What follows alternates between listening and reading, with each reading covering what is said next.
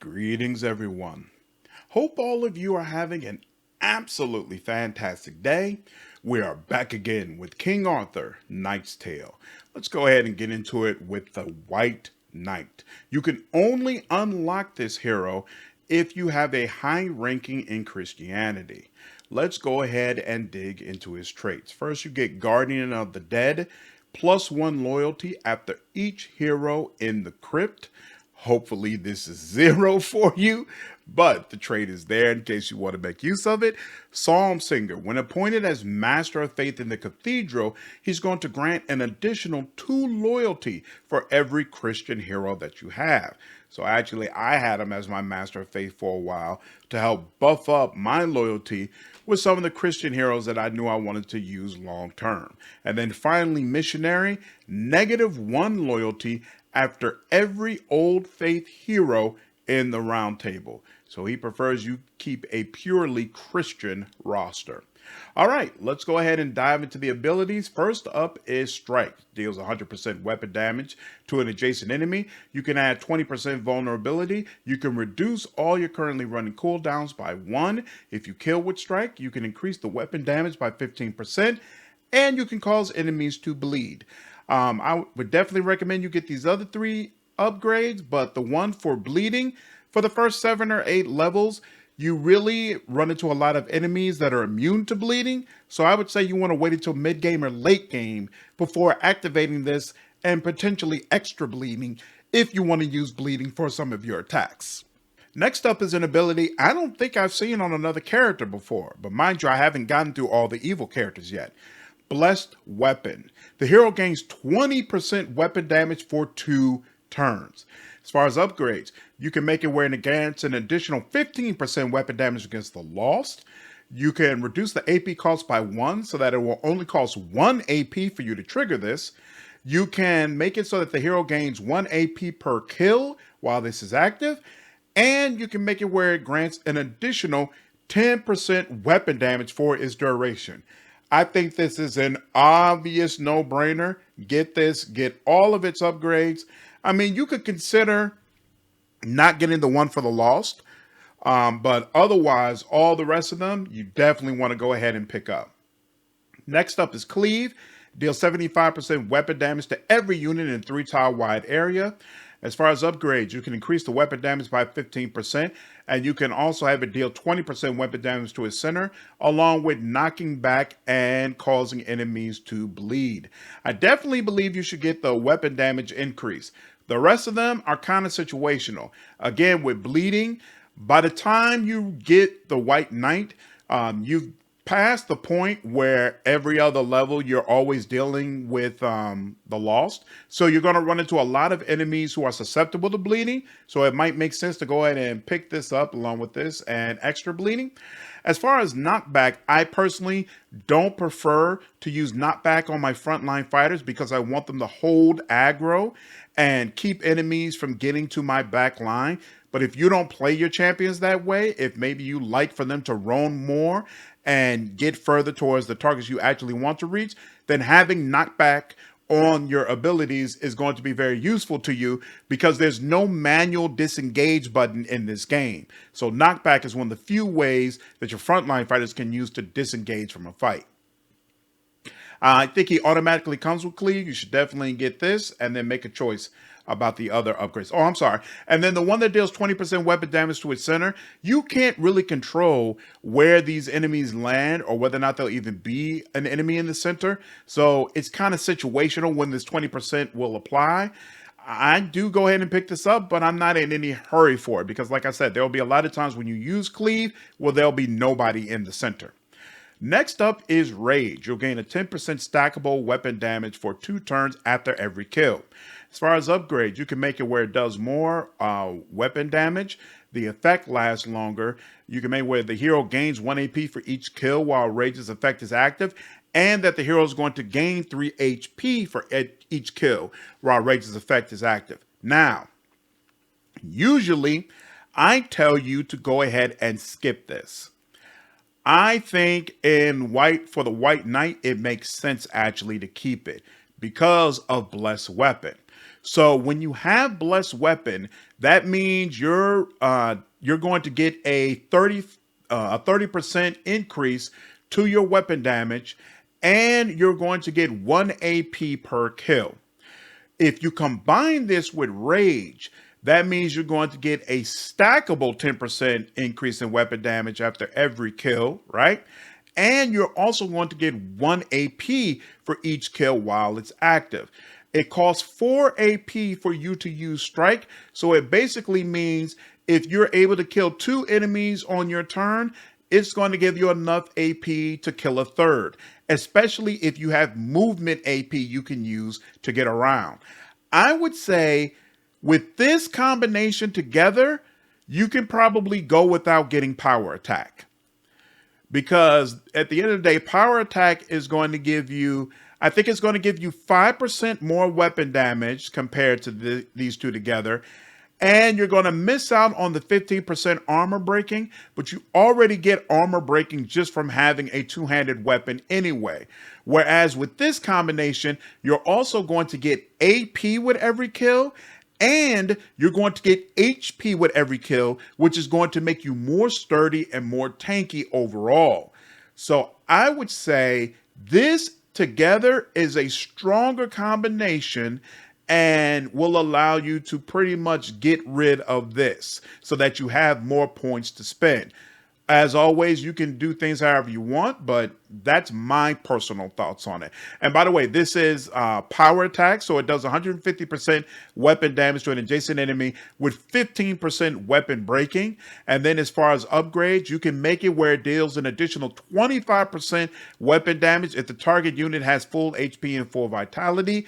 It can stun, but you would have to add an AP cost onto it. So it'll cost you 5 AP to use this if you want to have stun. It could do 30% vulnerability towards targets, and you can reduce the AP cost by 1. So if you did this and then ignore the stun part, you could basically get it to where it'll be 4. So obviously, power attack is very, very nice, especially against bosses, but I definitely think there's a case that this makes it negligible. You can make your own decision. Strength will allow you to deal 10% more weapon damage. Absolutely believe you should go and pick this up. It's a no-brainer. Earthshaker allows you to deal 120% weapon damage to a chosen unit and everyone along its path, and it cannot be blocked. I would highly recommend you take this. It's basically the only ranged attack the White Knight has available, and with the upgrade for increasing its range by 2 tiles, you get a range of 6. So you have 6 squares where you could potentially go ahead and hit a unit, even if you can't go far enough to do a regular attack on them. So absolutely, this is worth it. You should go ahead and get it, along with the 15% weapon damage increase. It also has the ability to either knock back enemies or slow them. Again, I don't use either one of these, but if you decided it fits into your playstyle, you can go ahead and pick them up. Next up is Vengeance. When an enemy hits the hero gains 10% weapon damage against that enemy until the end of the encounter. As far as upgrades, you can make it where they have an additional 2 AP if they have no HP. You can make it where they start their turn with 1 AP if they received at least 2 hits during the enemy's turn. The less HP the hero has, the more weapon damage the hero deals, up to 30% when they have no HP. And then finally, the hero gains an additional 2 unbreakable armor while they have no HP. So obviously, this is really powerful if you're running your champion in a way where they're constantly taking damage and on the brink. Me personally, I don't like picking up talents that revolve around my hero having no HP. That is a seriously bad situation to be in. So this doesn't do much for me. There's a case to be made that you could just take the main skill so that you get a free additional 10% weapon damage against an enemy when they hit you. It would be extremely difficult and probably not practical to try to create to try to hold back a champion enough where they virtually never get hit. So this happens all the time. But me personally, if I'm not getting the upgrades, I'm probably not getting the main ability either. So I just ignore the whole thing. Armorer. The hero loses 1 less AP from heavy armor sigils, definitely want to pick this up. As you can see, I have this, and because of that, he has 8 action points, which allows him to use strike twice if I don't do anything else. That's obviously is going to make a huge difference, especially if you already had Bless and Rage activated. Being able to attack twice means you're going to be able to attack a third time. So huge for him. He also has Robust. You will gain 10% vitality, HP, and physical debuff resist. So this comes down to, do you feel like he's not tanky enough and that he's getting shredded too quickly?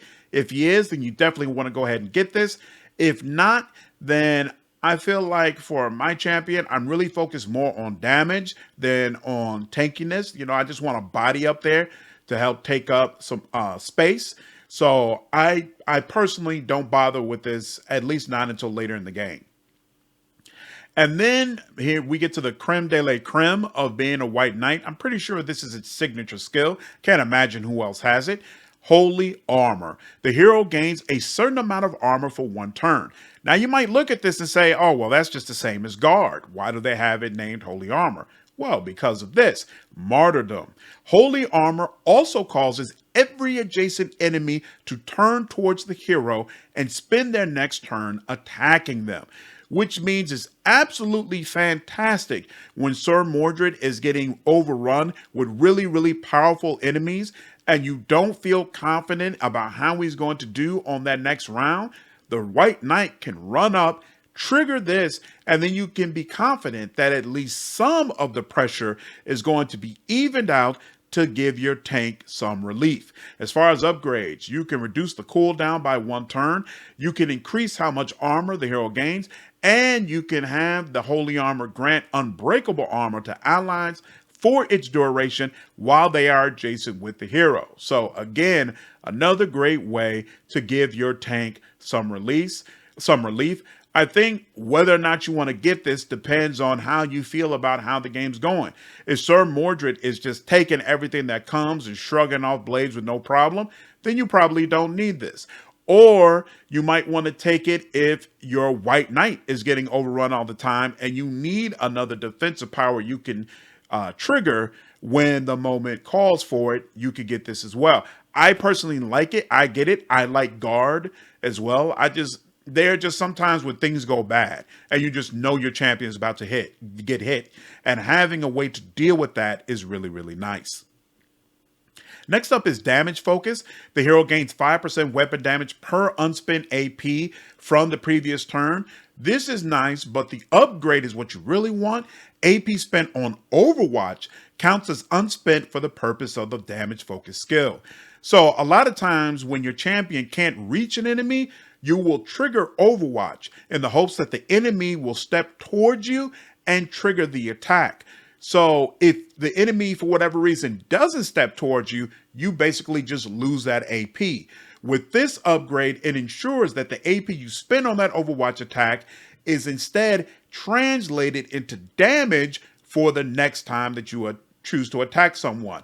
Very nice. The other upgrades allow you to gain armor based on how much unspent AP you had in the previous turn. You can gain weapon damage based on that unspent AP, and you can gain 1 AP per 3 unspent AP left in the previous turn. So all very nice. I would definitely say you should go ahead and pick all this up. Next up is melee expertise. While outnumbered, the hero gains 1 unbreakable armor and 5 mental debuff resist and physical debuff resist for each adjacent enemy. I definitely recommend you pick this up, but actually for its upgrade, which is Killing Spree, when killing a unit, the hero automatically attacks another adjacent enemy with a free strike skill.